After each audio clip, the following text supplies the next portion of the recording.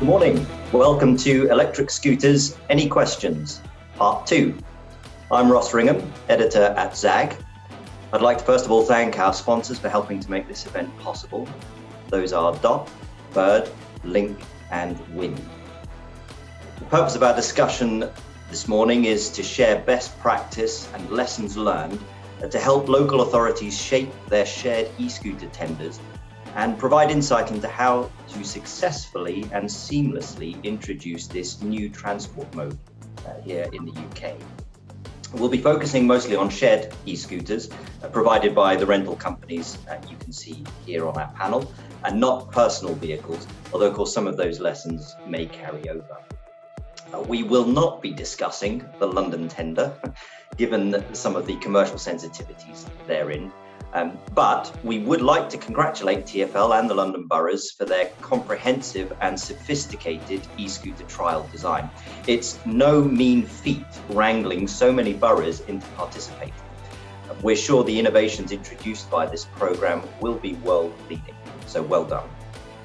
We're pleased to have an audience of influential professionals and decision makers registered for our conference, including representatives from the DfT, TfL, mayoral advisors, local authorities, NHS, members of the press, and many, many others.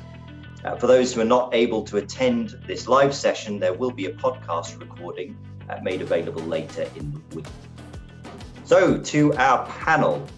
We have 9 representatives from e-scooter fleet operators joining us this morning. First of all, thank you very much for taking the time out to join us. I'm sure you're extremely busy.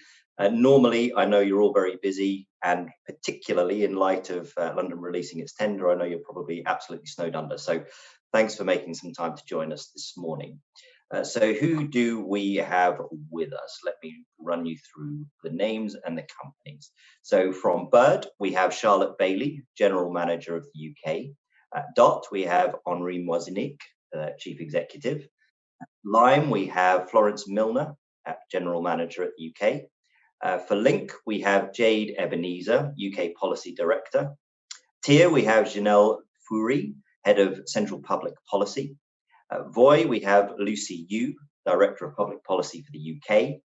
At Wind, we have Katrina Meehan, Head of Policy and Communications. Zip, we have Will O'Brien, VP of Growth and Government Affairs. And for Zwings, we have Joe Lewin, who's the Chief Executive, your panel.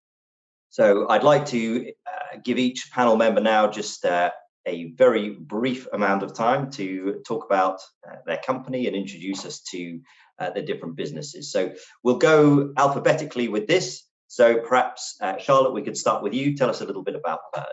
Thank you, Ross. So my name is Charlotte. I'm the General Manager for Bird UK. Bird was the first e-scooter operator, and we've been operating for over 3 years now.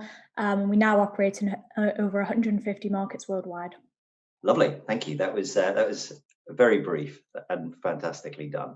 Let's come to DOT next then. Henri, introduce us to DOT, please. Hi, everyone. Thank you very much for joining us today. So DOT, we operate about 30,000 scooters in 16 cities in Europe. Our largest city is Paris. And we are known for doing everything in-house. 100% of our operations are done in-house for maximum safety and accountability. We're also known for our smart parking solution that was first deployed in Paris. And we can pretty much guarantee that every scooter is properly parked in Paris every day. Thank you very much again. Thank you, Henri. Let's come next to Lime. So Florence, tell us a little bit about Lime. Hello, good morning, everyone. Thanks for having me, Ross. So I'm Florence Milner. I'm the General Manager for the UK and Ireland for Lime. We're one of the world's leading and largest micromobility companies in over 125 cities and over 40 countries. We've been live in the UK for more than 2 years now with our e-bike scheme. And we also have 2 live e-scooter schemes. So in Milton Keynes, which is one of the UK's largest trials, and also in Salford. And we've had a busy few months. Few key initiatives that have been announced lately are reaching cash flow positive in Q3. We also have a partnership with WWF. We've unveiled our Gen 4 e-scooter, and we recently reached 200 million rides. Fantastic, great headlines. Thanks, Florence. Next up, we have Link. So Jade, tell us about Link. Good morning. Thank you, Ross, and hope all is well with my fellow panel members. So I represent Link. Link might not be a familiar name to many of you on the panel today. However, I do see that there's a few veterans within micromobility represented who should be familiar with a brand called Super Pedestrian, or even more so with an innovation called the Copenhagen Wheel. Link is effectively engineered by the Super Pedestrian team, as well as being operated by the Super Pedestrian team. We represented predominantly in the US across 35 states, and we have in excess of 250 deployments. I would be leading our efforts on the ground, and I look forward to working with all of you in terms of making sustainable transport solutions available to people in the UK. Lovely. Thank you, Jade. Good introduction there. Let's come to Tia next. So, Janelle. Hi, Ross. Thanks, everybody. I'm Janelle. I'm the Head of Central Public Policy at TIER and also currently the Acting Global Head of Public Policy. TIER Mobility is a German-founded European micromobility provider. We are most known for our electric scooters, but we also have shared mopeds and soon electric bikes as well. We're active in 85 maybe now 86 or 87 cities. We launch new ones every day. So I can't really keep up, but 85 plus cities in Europe and the Middle East. And we're alive in major cities like Dubai, Oslo, Paris, Copenhagen, and so on. And we're really happy to be here today. Thank you. Lovely. Thank you very much. Let's come to Lucy next at Voi. Hi everyone. Morning. I'm Lucy Yu. I'm Head of Policy for the UK, Ireland and the Benelux regions at Voi. A little bit about Voi. We were founded in 2018 as the first European shared e-scooter operator. Since then, we're now operating in about 50 cities. It's also changing on pretty much a daily or week-by-week basis in 11 different countries. We've just completed 30 million rides. We have about 6 million active users. And in the UK, we're live in Northampton, Cambridge, Bristol, Bath, Liverpool and Birmingham. We've just completed around 250,000 rides in the UK, and we have about 50,000 registered riders here currently. So nice to virtually meet you all. Looking forward to the conversation. Fantastic. Thank you very much, Lucy. Wind next. Katrina, tell us a bit about Wind. Hi, thanks, Ross. I'm Katrina Meehan, Head of Policy and Communication at Wind Mobility. Very happy to be here today. So thanks again for the invitation. Wind is a leading European micromobility company. We were founded in 2017 under the name of Bike with a Y, which was a bike sharing company initially. And in 2018, we pivoted and started to focus mainly on scooters. We have experience in operating in over 40 cities. And what sets us apart is that we're one of the only sharing companies in the world offering a vertically integrated service.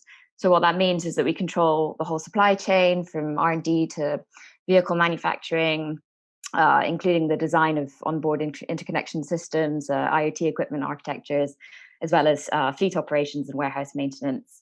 In the UK, we're currently operating in Nottingham, as we were selected for the Nottingham Derby Trial. Brilliant. And you came in just under a minute there, so well done. Well practiced. Let's have Zip next. So Will, could we hear from you, please? Great. Thanks, Ross. So I'm Will. Thanks everyone for joining us today. I'm Vice President for Growth and Government Affairs at Zip Mobility. We're currently running e-scooter trials in Taunton, the county town of Somerset, and with Buckinghamshire Council in Aylesbury and High Wycombe. About Zip, I suppose we're an Irish micromobility operator founded in 2019. It was a bit of a latecomer to the market, but with that, we've turned that into a positive and looked in depth at the problems in the industry and forged solutions for them, primarily based off superior technology and a superior approach to achieve our company's goal, which is mobility done right. So thanks for having us, Ross. I'm looking forward to the discussion. Thanks, Will. And last but certainly not least, we'll come to Joe to tell us about Swings. And Joe, for those of you who'll be listening on the podcast later and won't be able to see it, is wearing a rather fetching branded hat. So over to you, Joe. Thank you, Ross. Good morning, everyone. My name is Joe Lewin. I'm the CEO of Swings. We are a community-focused British operator, and we've emerged as one of the leaders for e-scooter rental schemes after being selected by 5 councils to deploy in 8 locations for the trials. That is alongside our various other markets. We focus on supporting individual communities with hyper-localized transport solutions, and we are multimodal. So with state-of-the-art e-bikes, e-scooters, and maybe another vehicle to come, we believe we can cover all sorts of urban trips. Lovely. Thank you very much, Joe. So as I'm sure everyone would agree, quite the powerhouse when it comes to our panelists. So thank you all for joining us. So looking forward to getting into some questions that we've had submitted from various different professionals working in this sphere. So what we'll do is we'll ask each of these questions and give each panelist the opportunity to answer should they like, and to have a little bit of a debate with each other should they like to do so as well. So let's get straight into it then. Question 1. It comes from Grace Packard, Principal Consultant at Momentum Transport Consultancy, which hit the news recently, or in terms of ZAG News, with a detailed report that they released into about e-scooter parking, drawing on developments and data from Paris and applying those lessons to London. So fascinating reading. Her question: what 3 things would you do to assure safety in a major city? And we will come to Henri first, please, on this one. Sure, thank you very much. Yeah, I'm not sure there's like just 3 things. There are many things, but the 3 main things we would do is, first of all, make sure that the city is orderly and properly organized. And so that's all about Paris. Paris used to be complete chaos a year and a half ago, and all the operators, including DOT, have done an amazing job at making sure that now the city is orderly and properly organized, and the scooters are properly parked. This is so much better for the pedestrians and all the non-riders. I think the second issue is really for riders. It's all about helmets and beginner mode, making sure that when you start at first, you don't go too fast and you're wearing a helmet. But it's also about monitoring heavy riders, people that ride it quite a lot, and making sure that their behaviors don't get out of control. So, for example, at DOT, we spend a lot of machine learning in order to monitor the behaviors of heavy riders, and making sure they don't go nuts. And then the third thing is really around operations. At DOT, for example, we do everything in-house. We have our own employees, our own software, our own hardware, and that ensures maximum safety and accountability. So riders, non-riders, and operations. These would be the 3 things that are most important for safety. Lovely, thanks, Henri. Could we come to Florence next? Would you like to chime in? Certainly agree with what Henri has just said. I think, yeah, 3 is obviously, as Henri said, not enough. But I think firstly, infrastructure is really important. So working with cities on this, but having things like segregated cycle lanes are really proven to improve more vulnerable road users' safety. We see that in cities across the world, that where there is the right infrastructure, that definitely helps keep non-car users safe. And it also stops other issues like pavement riding. People often aren't doing things like that because they kind of want to be misbehaving, but it's because they don't feel safe where they're currently riding. And so we do lots of work with cities to understand, if there are particular problem areas, what are the kind of things we can do to make sure that people feel safe and that people are riding where they should be. And I think parking, as Henri said, is a really, really key part of that. So making sure that you have the right geofencing in place, you have the right parking infrastructure in place, all are really, really important. Secondly, again, echoing Henri's point about rider education, but I think it's not only ensuring that riders are safe and that they know the rules of the road, but it's also, understanding that the whole community are being or experience e-scooters. E-scooters aren't just riding on the road on their own. They're riding with cyclists. They're perhaps riding next to pedestrians. They are riding, with cars. And so what we found are key for successful trials is that there is a really, really broad understanding of trial and more broadly e-scooter rules. So people know that you mustn't be riding on the pavement, you've got to park it appropriately, you shouldn't be riding on dual carriage roads, whatever it is. There's that kind of local broad understanding, so that there's almost this kind of social norms that gets built around it, which really encourages good behaviour. So educating riders, using things like our Drive Tech safety school, but also looking at the wider community and understanding that that shared comprehension of rules is really important too. And then finally, really active local operations team. I think at Lime, we really proud ourselves on working very closely with the local authorities where we operate. Because to have a really well managed scheme, it not only takes huge effort from the e-scooter operator, but also it does take engagement from the local councils and making sure that if there are any incidents, they're followed up on really swiftly. And we found that most successful schemes do really have that kind of partnership approach, and there's really hyper local operations. Thanks, Florence. Just one follow-up question there. So you mentioned about infrastructure being key. How does that fall into the remit of an e-scooter operator, though? Because obviously you don't control the roads or the budgets for in protected cycleways. Yeah, absolutely.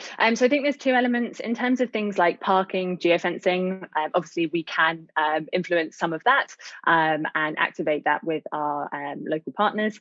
But I think what we found is also feeding back things like data. Our e-bike scheme in London has collected huge amounts of data about how people travel around the city, and likewise in our other e-scooter schemes. And I think it's understanding how we can use that to support local authorities to be really efficient and effective when they are making those infrastructure spends, because they're significant. Everyone's kind of budget constrained, and it's making sure that those interventions are really effective. And we definitely feel we can support with that. Lovely, thank you very much. Joe, would you like to chime in? Thank you, Ross. Thank you, Florence. Yeah, no, absolutely. Some valid points there. For us at Zwings, safety begins with technology, so that riders actually are limited as to what they can do with the vehicles, regardless of whether they're willing or not to scoot responsibly. I think given the novelty factor of these vehicles on British streets, there may well be some inclination to be less responsible, at least initially. So with state-of-the-art technology, various geofencing and accurate GPS location facility, we can actually mitigate that misuse before it even happens. So when we enter cities, we take a rather deep dive analytical approach, so we can actually proactively identify the relative risks, perhaps in each area, whether it's a borough in London or a town or a city. And ultimately, we want to know where those prone areas are. So perhaps where there's limited cycle lane infrastructure, for example. But following this, I strongly believe in bus enforcement. That's with dedicated fleet marshals that patrol around town in blue high-vis vests, speak to the community, educate riders, and then followed by continuous rider education via channels through the app, through signage, through police collaboration, amongst various other activities. Thanks, Joe. Will, what three things would you say are important for safety in a city? Thanks, Ross. Yeah, I think one thing on re-raise, which I liked, is the dichotomy between riders and non-riders. And I think it's very important as operators, we must recognize ourselves as the moderator between that relationship and the gate holder. So I think when I think about safety, and if you were to simplify it, because it is a very complicated topic, I would look at three things. First of all, you have to look at the scooter. It's at the core of it. And then it's the operations behind the scooter, who's putting them out at night and how that's done. And then it's the education before someone uses a scooter for the first time. So looking at the scooter itself, it's imperative that the scooter itself is safe. Scooters, and all of our scooters here, they've been DFT approved and things like that, and they're safe. 99% of the time we're using them, but we need to think about the edge cases.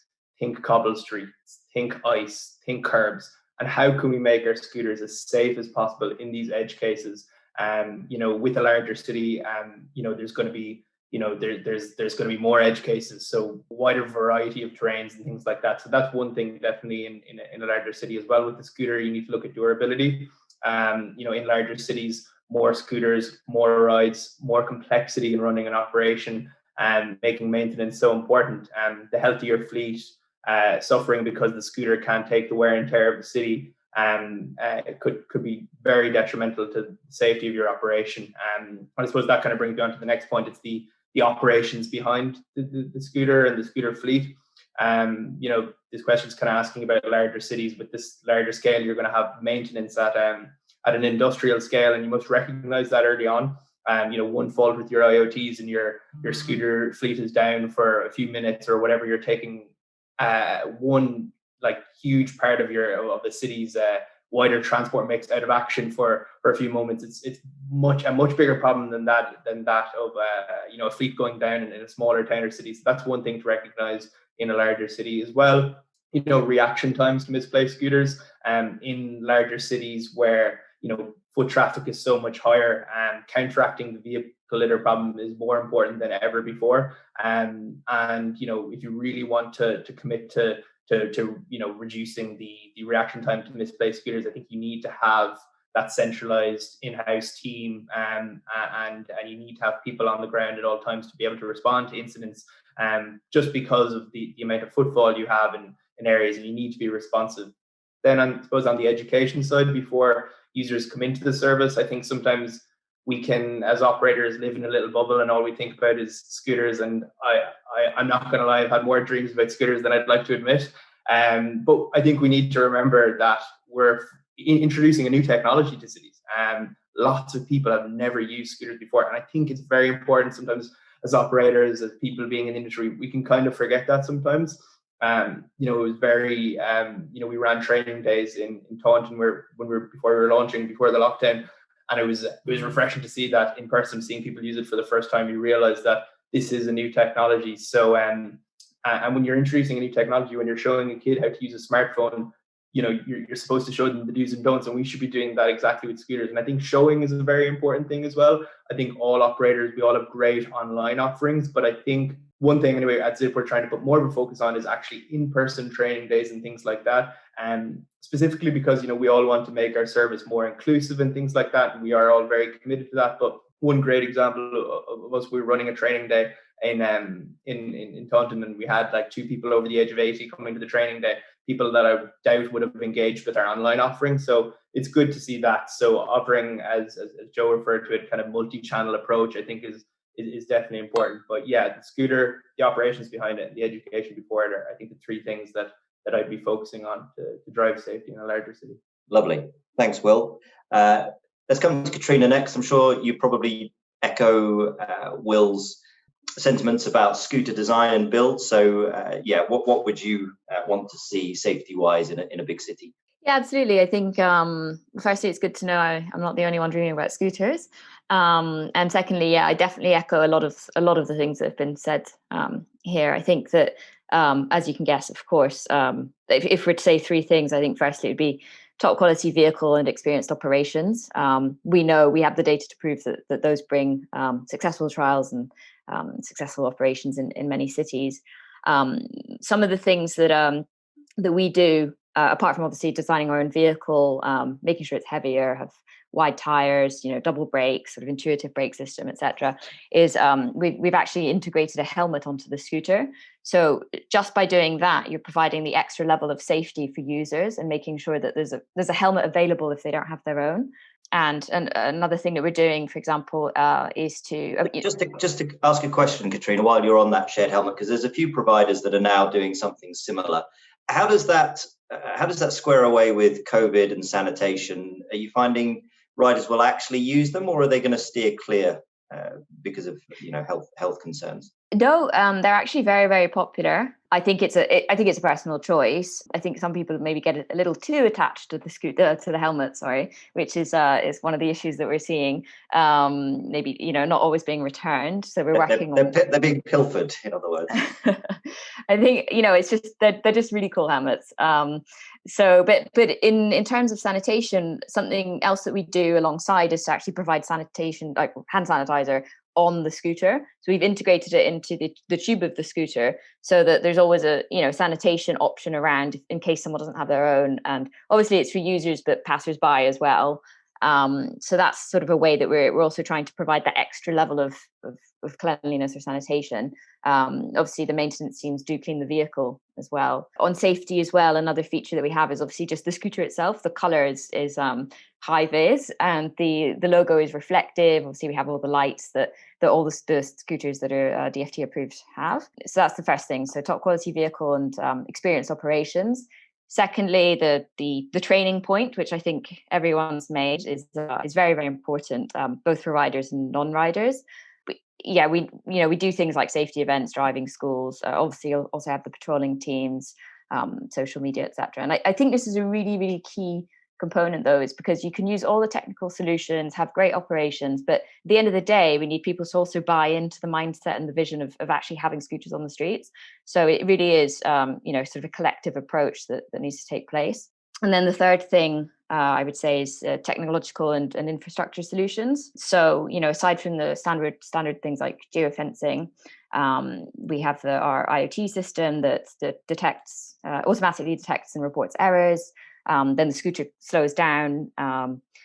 We also, in terms of infrastructure, because you asked the question earlier, Ross, we're actually in Nottingham, we're working with the council to design sort of painted parking spots on the street, because what we've seen is that even though you can geofence them, if they're not marked on the street, then we actually get a lot of people, dialing in and saying, oh, just to let you know, the scooter's been left on a street somewhere. And we're like, oh no, that's actually a parking spot. But unless it's made clear with infrastructure, it can just be confusing for people. And people want to do the right thing and report if a scooter is badly parked. But so I think that level of clarity in infrastructure is really needed. In some other markets, like in South Korea and Busan, we've just implemented sort of docks as well, where we can park the scooters. But yeah, so I think to choose three things, it'd be top quality vehicle and experienced operations, training for riders and non-riders, and using technological and infrastructure solutions. Lovely. Thank you very much, Katrina. Lucy, could we come to you next? And I'll just ask our panelists for the rest of this particular question, echoing Florence's sentiments earlier, if you've got similar things to say, maybe just say those briefly, because I think we're coalescing around sort of very similar topics here, which is great. However, Voy, I know I've got some very interesting things going on. So Lucy, let's hear from you. Yeah, thanks, Ross. So at Voy, we tend to think about safety as a whole system problem, and for us, the three core pillars of that system are education, engineering, and enforcement. So when it comes to the education, I think, as others have said here, it's not just about educating our riders. And one of the key things we use to do that is Ride Like Voiler. This is our online traffic school. It's a little bit like your driving theory test. It's based on the highway code in the UK, accredited by DriveTech from the AA. We've had about 500,000 people globally have completed that school already. We also hold pop-up safety events. So these are face-to-face events where people can familiarise themselves with our vehicles, talk to people who are more experienced riders, take their first ride under some supervision from more experienced riders. But it is also about educating other road users, so car drivers, bus drivers, heavy goods vehicles, all of these other vehicles that are using the roads alongside e-scooters. And it's also about educating ourselves. So we talk a lot to groups representing different types of vulnerable road users to really understand that their concerns, the types of challenges that they might face, particularly in dense urban environments where scooters are yet another part of the mobility mix. So our education approach, is a real blended, a rich approach. When it comes to engineering, a lot of people have talked about scooter innovation and some of the design features of the vehicle itself. And of course, those are things that we're also looking at, and we're also constantly trying to improve our offering there. But again, I think infrastructure plays an important role here as well. It's not just about the vehicle, it's about the environment that it's operating in. We've just recently announced a partnership with a company called Luna. Now, this technology will help us to detect pavement riding. Obviously, we want to avoid that. We want to be able to sanction users who do ride on the pavement. But I think more than that, if we can have information about where this might be occurring, we can also look at what are the motivations, the reasons behind this, because it's not always that people are perhaps deliberately being malicious. In some cases, it might be that they feel the actual infrastructure available for cyclists and for scooter riders is perhaps suboptimal in some way. So that could actually enable us to start a conversation with cities about where infrastructure improvements and investment might be made. We also have things like beginner's mode, which is actually starting beginner riders and cities that we just launched in at a slightly slower speed. So we know that speed is an important contributor to overall safety. So actually just reducing the speed can make a big difference to outcomes there. We have other features in the app. So we have a reaction time puzzle, which we activate in certain areas, certain times of the week where we think there's perhaps a higher risk of people attempting to ride under the influence. So we can try to intercept them and to dissuade them from doing so if that might be the case. And then in terms of enforcement, as a lot of the others have said, we have our own patrols, our Voi ambassadors, who are our kind of eyes and ears on the ground within our operating areas in cities and can help to educate. And also we have our own enforcement if needed. So we have our own strike policy. So we can, we can provide education to riders, or perhaps just remove them from the service altogether. And we work very closely with all the local police forces in the cities in which we operate. So we have very regular meetings with them, and we're able to identify any issues almost before they emerge, so that we can make sure we nip them in the bud. Lovely. Thank you very much, Lucy. So let's come to Janelle next at TIER. And we would like to get on to our next question. So if we could keep the next few answers brief on this, that'd be great. So everyone has covered a lot of the topics that the industry is tackling. There's just 2 points that I would like to make in addition to that. So firstly, the importance of safety, as Voi mentioned, that it needs to be kind of everywhere. And this means a safety culture is so important. So really thinking in safety by design in everything that we should be doing. And the benefit of this is that the more all operators think in that way, the more we create a kind of baseline best practices of what the industry should be doing to uphold certain standards. And when the government also thinks, whether it's local authorities or the national government, also set certain baseline safety parameters, especially in sort of hardware and engineering, what they're doing is setting basic safety standards across markets in their industry. We see this, for example, in Germany, and it works really well to set these kind of standards. The second point is that e-scooter providers don't have all the answers. So it's really important that we recognize that we're just one piece of a much larger puzzle that's going on in the ecosystem of cities. So we do need to consult with experts to really understand the root cause of certain behaviors. And I think Florence touched upon it as well. Like the fact that people drive on pavements might not be because that's a bad person with malicious intent. It might just be because they don't feel safe riding on the roads, or it's because they don't know that they're not allowed to ride on the pavement, or they think maybe from their home country cycling lanes are on the pavement, but in the country they're visiting it's not the case. So understanding the root causes behind behavior is so important, and for that it's important to consult experts. And here, for example, one thing that TIER did is, one of the expert groups we consult quite a lot is the blind and visually impaired, because we really want to make sure that the service that we put on the streets isn't one that's going to negatively impact the most vulnerable users of the rest of the public space. And what we found is that one of their key concerns is that they can't detect the scooter, they can't hear it, they can't see it. Maybe it's a very quiet thing, but then it's kind of in their space. So what we can do in response to that, as part of their request to us, is actually adding sound to our scooters based on what they think is going to be a valuable sound to emit. Thank you, Janelle. Yeah, that's very, very useful. And actually, the program that TIER are engaged on at the moment, designing an audio sort of device and the way that that's going to operate and the consultation they're doing, of course, you can read in more detail at ZAG if you want to find out a bit more about that. Okay, so let's just quickly throw to our last couple of panelists on this question, then move on to some of the perhaps the juicier stuff. So, Jade, could we hear from you on Link's position, where you might differentiate from what's already been said? Absolutely. So, I mean, if we take consideration to the Copenhagen Wheel and exactly what that innovation was, that was an engineered product that was the first of its kind and essentially had the capabilities to not only carry out autonomous repairs, but also assist with proactive as well as reactive maintenance. It's with that engineering DNA and learnings and insights that we've been able to develop a product which we believe is inherently safe and enables lots of the benefits and opportunities that my panel have alluded to in terms of creating a safe city. In terms of the actual e-scooter, we have spent a number of years in terms of research and development to bring to market something that is not only robust, but enables our riders as well as public's ability to perceive e-scooters as not only a safe, but viable transport mode. So, our scooters have within them many capabilities in terms of geofence and no-go zones that specifically focus on engineering, and to a degree which is not only effective but best in class. we believe again that if you take everything that's been discussed today and we take it to the most basic level, and that's starting at product, that certainly sets up an operation which leads to sustainable long-term solution. Charlotte, could we come to you?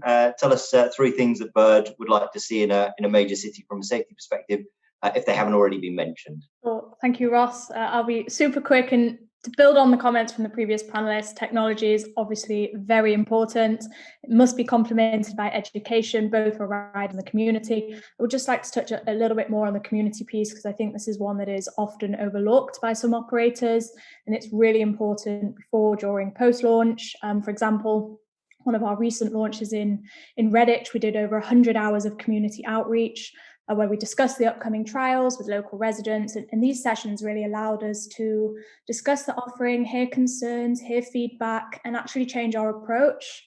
The feedback was invaluable, and it ended up with us changing what some of the vehicles and adding extra reflectors onto them after a meeting with the local blind association. We also conduct in-person or Zoom training sessions around launches, and we'll be holding in-person trainings when we can, at least, at the Olympic Park going forward. And then lastly, on the vehicle, so as Will mentioned, it's imperative that the vehicle is safe. Some operators use vehicles that are bought off the shelf, which we know just don't last and are built for 2 rides a day, not 7, 8, 9, 10 rides a day. And what Bird does is it operates using in-house designed and built vehicles. We test them in our R&D centre against cobblestones, adverse weather, connectivity, and use our experience from around the world to make sure that we really do have the safe and durable offering for cities. We then complement that with tech features such as beginner mode and design features such as the front and back lighting. Fantastic. Thank you very much all for answering that multifaceted question. Not easy to do. Our second question comes from Brian Matthews, who's Head of Transport Innovation at Milton Keynes Council, where they're running an e-scooter pilot program with 3 operators. I believe it's the only one in the UK currently with multi-operators covering the same patch in the same way. His question to you: is geofencing a flawed technology when it comes to safety critical functions? And let's go to Charlotte, please, at Bird for this. Sure, thank you, Ross. So my opinion here is that geofencing is a great tool for improving safety, as it forces rider behaviour, particularly around launches. It helps to drive education and safe riding best practice, but it's not perfect. And that's mostly because it relies mostly on GPS, which is definitely not always accurate, particularly in large urban cities. And for this reason, geofencing needs to be complemented by other tools. So I think we're lucky at Bird because we have over 3 years of experience working with geozones and have managed to get the balance right. So, for example, in our Olympic Park trial, we've never had a rider be able to exit the zone. And that's because we complement the tool with robust education, visual rider cues, and for our latest trials, we're building some new and exciting features, which we will be rolling out soon. Intriguing. Okay, lovely, thanks. Jade, Link talks a lot about GPS features or geofencing features, and a different approach. We haven't yet seen that in the UK. So what's Link's stance on whether or where geofencing should be used when it comes to safety critical environments? So we absolutely echo Charlotte's point in the sense that GPS is a wonderful technology, and when used to its full potential is essential for safety critical functions. From our engineering DNA, we have been able to develop product that is able to enforce GPS a whole lot faster than what's standardly available on production type vehicles. This enables us to be able to manage zones better and more importantly, accurately. So if you consider current GPS at production level has an accuracy between 5 and 10 meters, that could certainly be a problem in the sense of safeguarding zones and pedestrians. There certainly is limitations. Using the right technology, however, can address those limitations and provide for a better user, customer, and public experience. Great. Thanks, Jade. Very interesting there. I think we'll hear from two more of the panelists on this and then move on if everyone's happy. Lucy, Voi are at work in more cities than anyone else in the UK. There was also a pause in one of the trials, which seemed to be down to some concerns sort of around where riders could and couldn't go, or where they were, where and weren't going. What's your take? What's Voi's take on the use of geofencing? So I think the question was, is geofencing a flawed technology for safety critical functions? I think I probably refer back to my answer to the first question, actually. I think the flaw really is in thinking about any kind of safety critical problem in terms of just one kind of aspect. So I think geofencing is a useful tool to support safety, but it always needs to be considered alongside all of the other things that we talked about in the previous question, and rider education and education of other road users being really key there. I think, we have to remember that, these e-scooters are not autonomous vehicles. They still have a rider riding the vehicle. And so I think, that rider has a responsibility, just as any other road user, a car driver or a cyclist or even a pedestrian, to be familiar with what the highway code says and the rules of the road. So I think geofencing and other technologies can be a useful sort of tool to enhance safety, but we should never think about anything safety critical just in terms of one component. We should always think about it at the system level. Thank you very much. Useful insight there. Henri, perhaps we could come to you, because Dodd's done a lot with geofencing in Paris and seen some pretty remarkable results, certainly when it comes to parking and vandalism. What's your take on whether it works on its own, or, as Lucy says, perhaps it needs to be part of a suite of other measures? Yeah, so I fully agree with what the other panelists just said. GPS is just one thing, geofencing is just one thing. You have to combine hardware, software.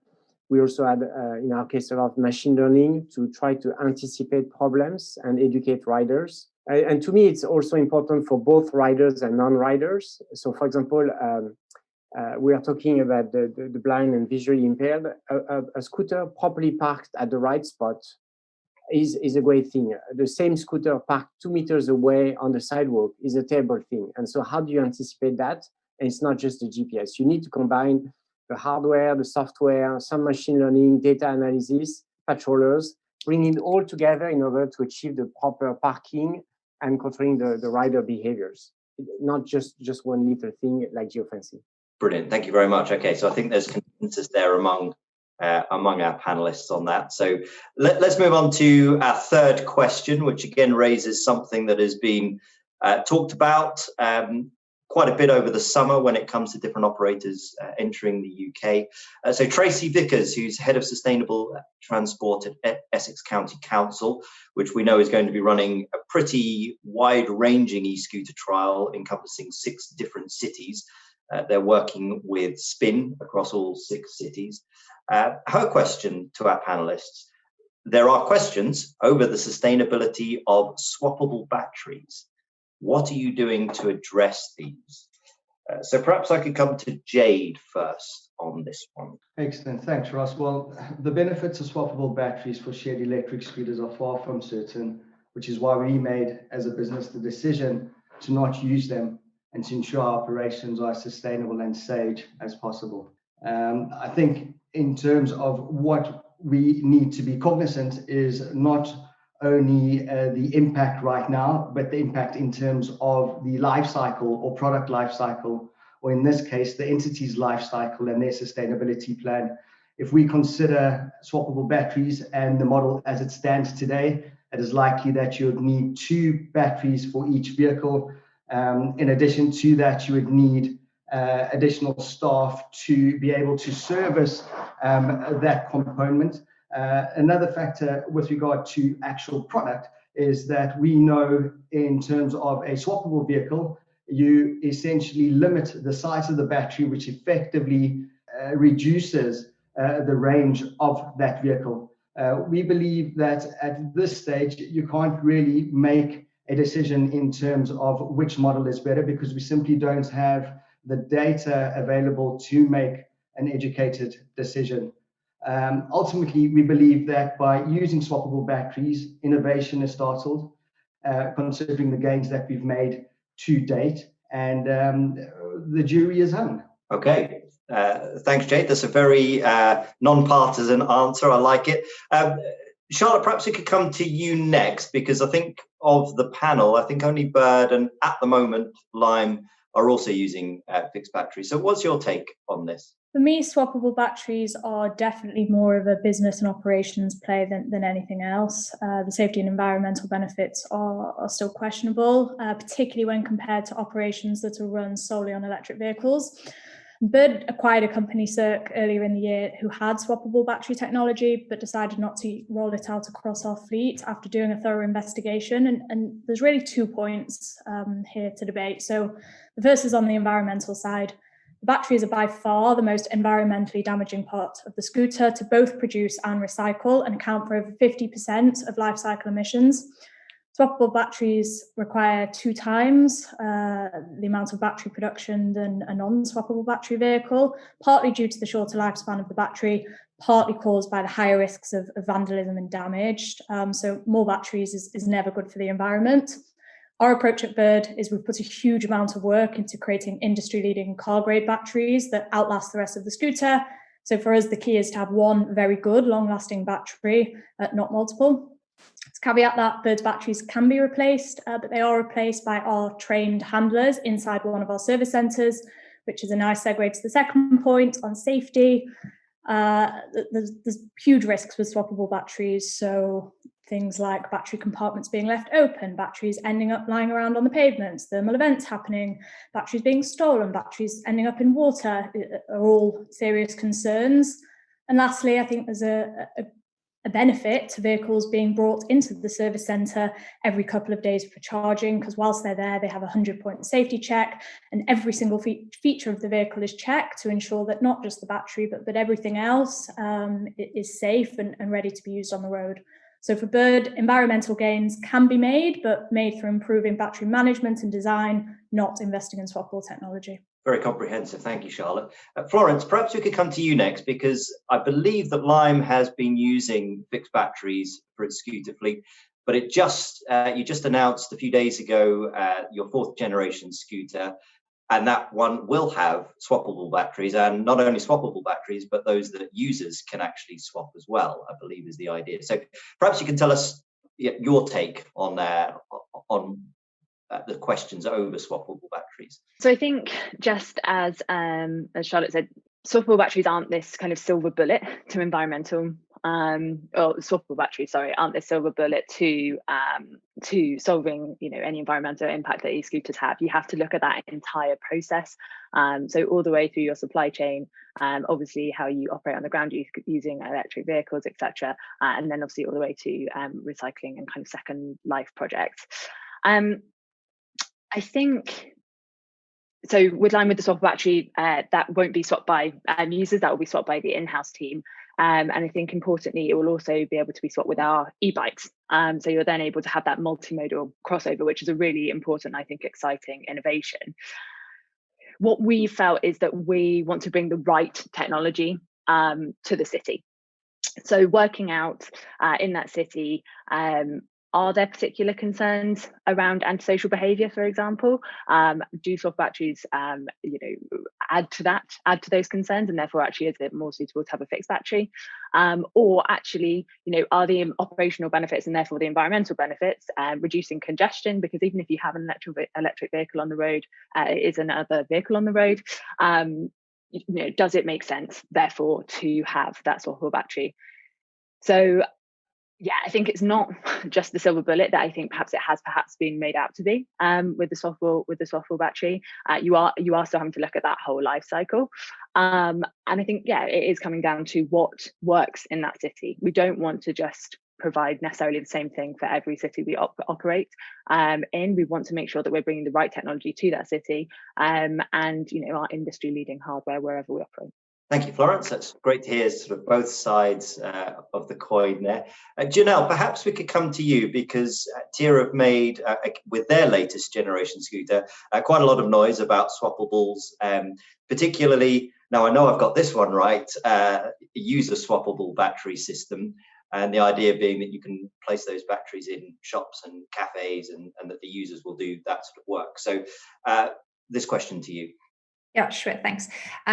So TIER is firmly supportive of the benefits of swappable batteries. And the reason for this is because it's not just, they are not just environmental benefits in one angle here. So there's environmental benefits for the operations, there's benefits for, especially with user swapping, for actually helping stimulate local economy, there's benefits to reduce the wear and tear on the vehicle, there's benefits to not contribute to congestion, in cities as well. So if I take you through some of these options, firstly, with swappable batteries, you can substantially reduce the CO2 emissions of your operations. It's very difficult and uneconomical in many instances to run operations of non-swappable scooters with electric vehicles, simply because of the size often of the vehicles, the distance that they can travel, and so on. But swappable batteries actually enable you to run operations effectively and cost effectively with electric vehicles, including cargo bikes and stuff like that. So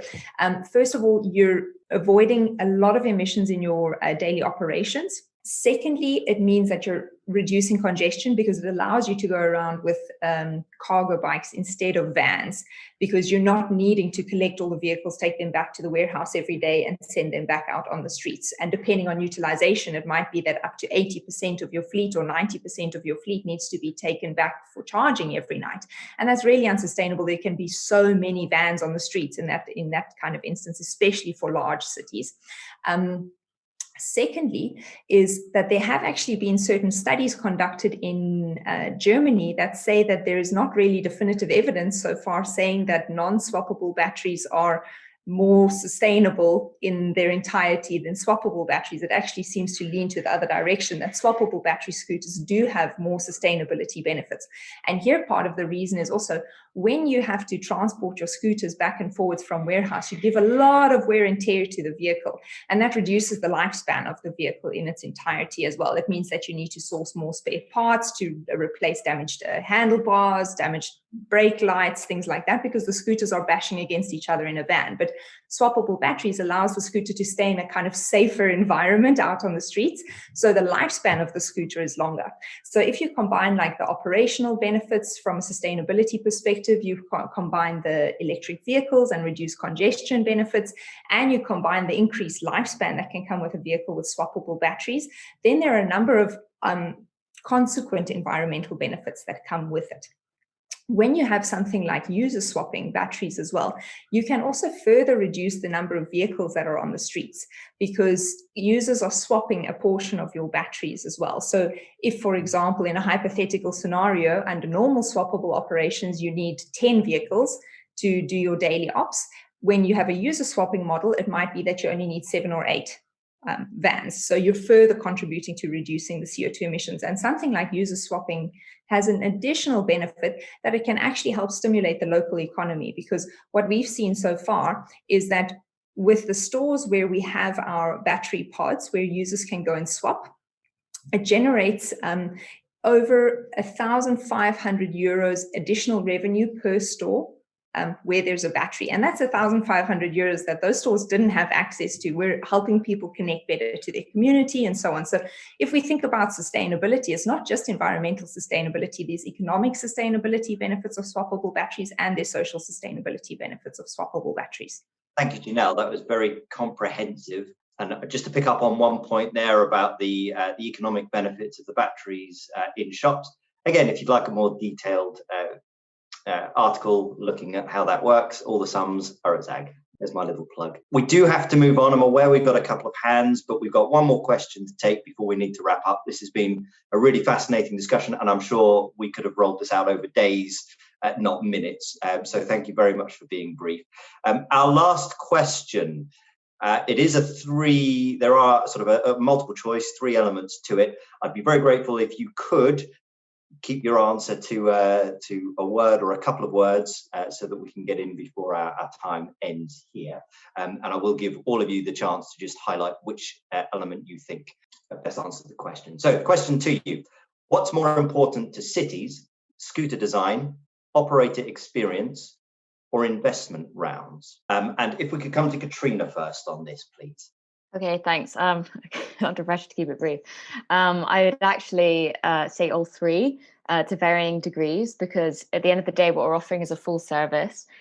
So we need a wealth of experience, having operated in large and small cities, experience in scaling fast and scaling slow as well. This helps us offer a tailor-made solution to cities, and basically means we've encountered every problem already and we know how to solve them. Investment is important as well to show the viability of each company.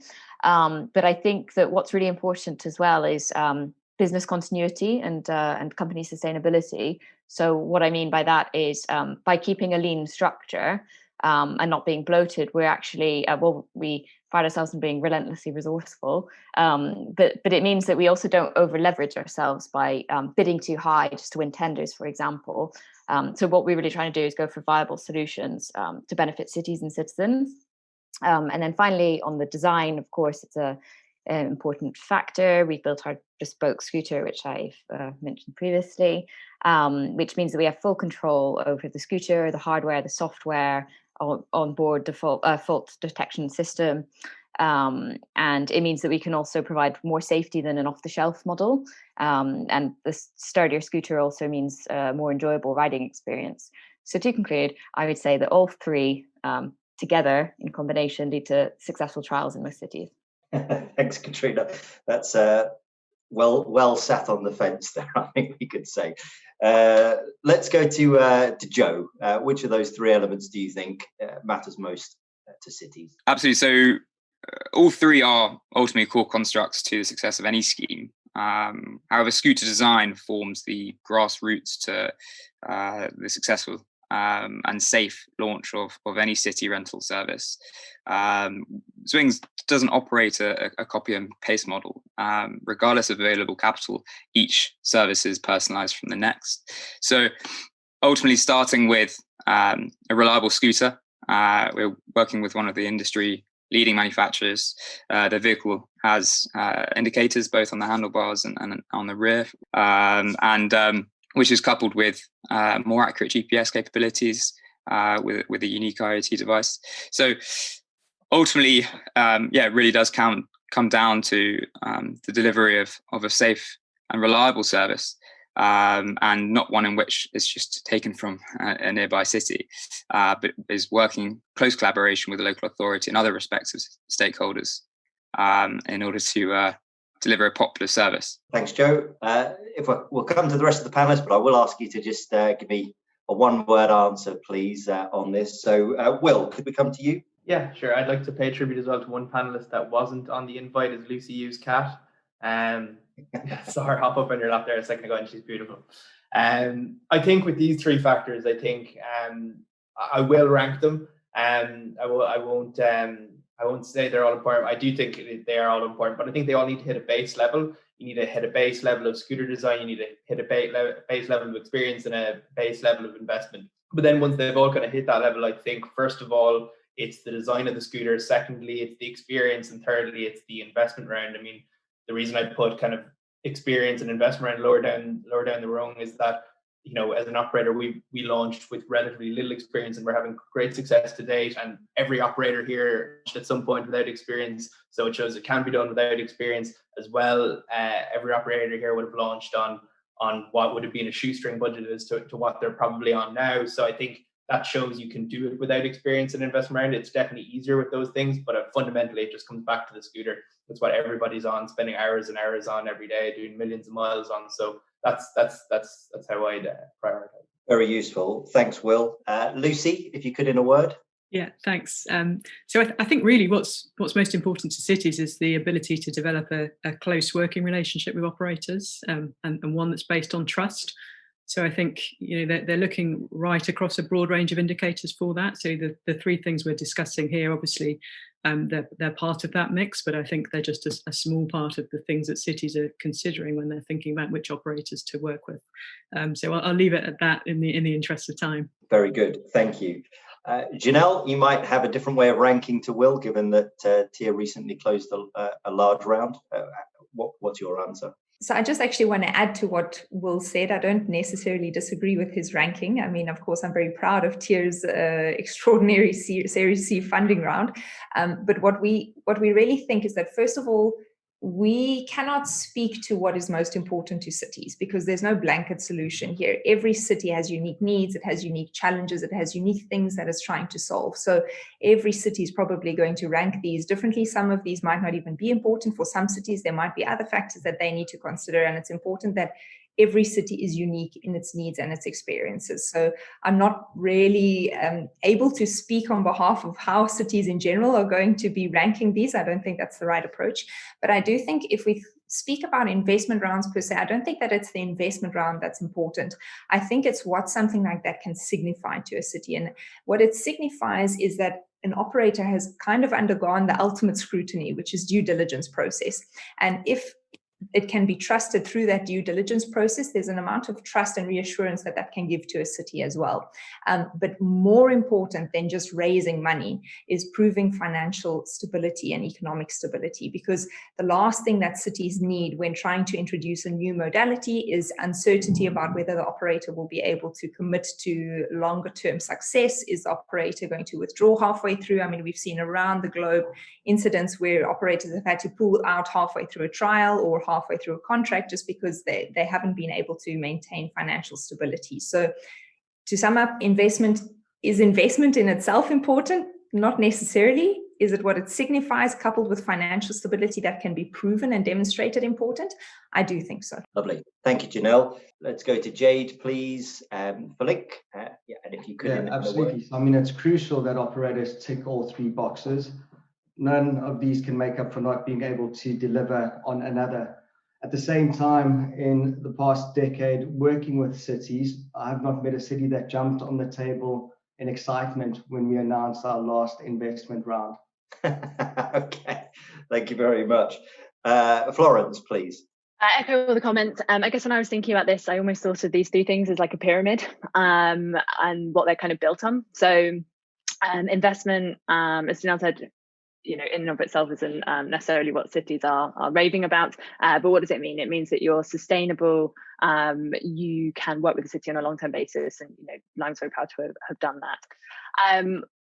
I guess on the second stage is bringing that kind of world-class hardware, making sure that you have a product that, as Joe said, is really helping manage these new schemes, helping us kind of get on top and in advance of any issues, but then kind of on the top of all of that is your operations, because ultimately you may have the best hardware in the world, you may have the most money in the world, but if you're not running a safe, well-managed operation, it will not benefit a city. It won't enable them to achieve their goals.